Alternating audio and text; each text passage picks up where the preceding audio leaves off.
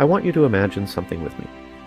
Picture a long, empty road stretching ahead at sunrise. The air is cool, the world is quiet, and there's this deep feeling in your chest. Today you are getting stronger, not because you're chasing someone else's dream, not because you're trying to be someone you're not, but because you're building something, patiently, deliberately, piece by piece. That's what today's video is all about. How adapting the principles from a massive study on professional runners completely changed the way I train, made me faster, stronger, and more resilient in my late 50s. And how it can change your running too, if you're ready to think differently.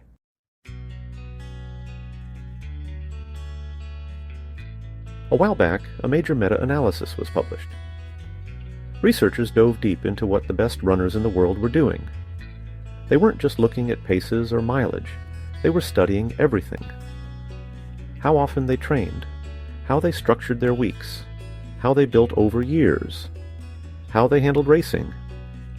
When I first read it, I'll be honest, I was excited but a little overwhelmed, because when you see numbers like 100 to 250 kilometers per week, it's easy to feel like that's just not realistic for us regular folks. Most of us have jobs, families, responsibilities. We're not living at altitude with a coach and physio team on call. But I kept coming back to a simple question.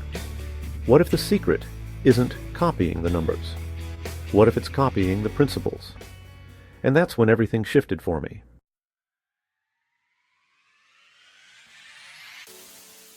Here's what I realized. While I can't run 120 miles a week, I can carve out about 10 hours a week for running and strength training. That's my budget. Within that budget, I can be just as intentional as a pro. I can periodize my training. I can mix in VO2 max sessions, longer intervals, true easy runs, focused long runs, hill repeats, strides, and strength work. And you know what's fascinating? When you actually look at elite runners, most of them aren't running 24/7 either. Pro runners and top American marathoners usually run around 12 to 14 hours a week. Middle-distance track athletes are often closer to 8 to 10 hours, with extra time for drills and strength work.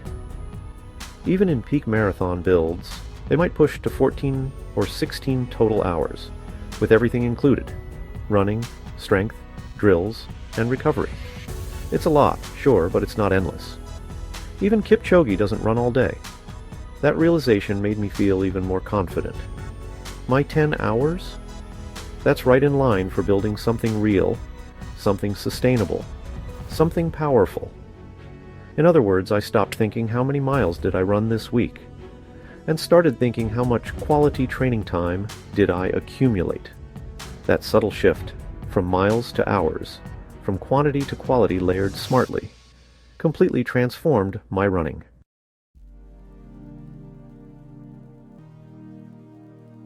The study outlined a few major themes. Let's walk through them, and I'll show you how I adapted each one into real, actionable training. Intervals: easy, long. Pros don't just run hard every day. They spend a ton of time, around 80% of their training, at easy conversational paces. But they also strategically hammer key sessions, intervals, threshold work, and long runs. For me, that meant dedicating one day a week to VO2 max intervals. Things like 3-minute hard repeats, one day to longer threshold intervals, say 3 times 10 minutes at comfortably hard pace, and one long run that gradually built from 90 minutes up to 2.5 hours over a cycle. Everything else? Gentle, easy cruising. 100 to 250 kilometers per week. I knew that kind of volume wasn't happening, but by focusing on time, not miles, I built consistency. 10 hours a week became my pro equivalent. I stopped stressing if my weekly mileage fluctuated. Some weeks were higher because my easy runs were a little faster. Some were lower. The hours stayed steady, and that built my engine. Peak weeks, 2 to 4 weeks out. Pros don't hammer themselves into the ground all year. They build, peak, taper.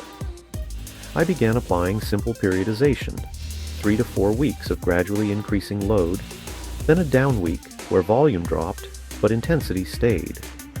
Before a goal race, I made sure my biggest long runs and workouts happened about 2 to 4 weeks beforehand, then eased off to sharpen up. Don't race above your distance. This one hit me hard. I realized I'd been treating races almost like social events. I signed up for half marathons without really respecting the training required. Pros don't do that. They target races they are truly prepared for. So I started being selective. If I wasn't ready to truly race a marathon, I didn't line up. And let me share a recent, very real-world example of why this matters so much. I was training for a marathon, but due to low iron and several weeks of sickness, I had to make the tough call to drop from the marathon to the half marathon. Yesterday, I raced that half, and the moment I crossed the finish line, I knew without a doubt it was the right choice. I ran it at my intended marathon pace, and at the end, I could feel it deep in my bones, tendons, joints, and muscles, that there was no way I had another 13.1 miles in me yesterday. If I had stubbornly tried to force the marathon, it would have been a disaster. The other side of this is equally important. If I had trained for a half, and then last minute tried to bump up and race a full marathon, it would have been just as ugly, a terrible experience. Preparation matters. Respecting the distance matters. And understanding where your body's at in the real world, not in your ideal fantasy, matters even more. Frequency before volume. Another major shift, instead of trying to squeeze massive long runs into a weekend and barely running during the week, I aimed to run almost every day. Some runs were super short, 20 to 30 minutes. Some days were just easy doubles. But the frequency mattered more than cramming big sessions into isolated days. Training is periodized. Again, it wasn't just run more, run faster. It was thinking about blocks. A few weeks focused on VO2 max, then a few weeks focused on threshold endurance, then a few weeks building long-run stamina. Changing the stimulus kept me fresh and moving forward. 8 to 10 years of progress. Maybe the most humbling and freeing lesson of all. Pros don't expect magic in 6 months. They're looking at decades. I stopped chasing quick PRs and started thinking about what kind of runner I want to be at 60, 65, even 70. That mindset removed so much pressure. It made the day-to-day work feel lighter. This isn't a sprint. It's a life project.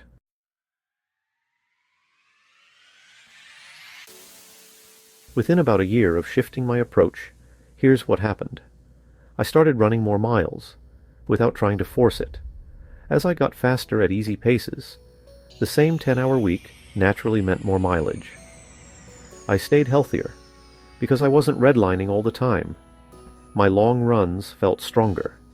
My recovery improved. And, maybe most importantly, I fell deeper in love with the process. Running wasn't just exercise anymore. It became a craft.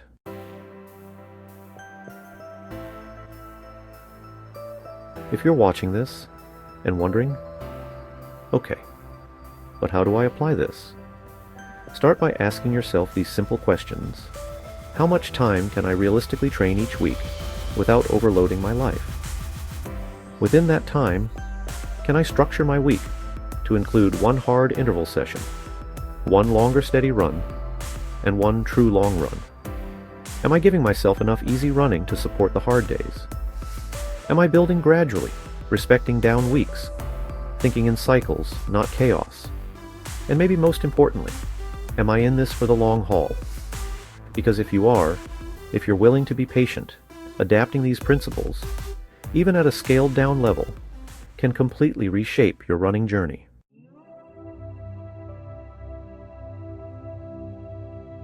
The road ahead is long, and that's a gift. Every mile, every stride, every quiet morning where it's just you and your heartbeat is another brick laid in the foundation of something extraordinary. You don't have to run 120 miles a week. You don't have to live at altitude. You don't have to be a pro. You just have to show up. Thoughtfully, consistently, patiently. That's the real magic. Thanks for being here and for being part of this journey. If this resonated with you, let's hear your thoughts in the comments. How are you adapting your training to fit your life and goals? What's working for you? Let's inspire each other. And hey, if you found value in this, don't forget to subscribe. There's a lot more coming your way. Stay strong. Stay patient. Run focused.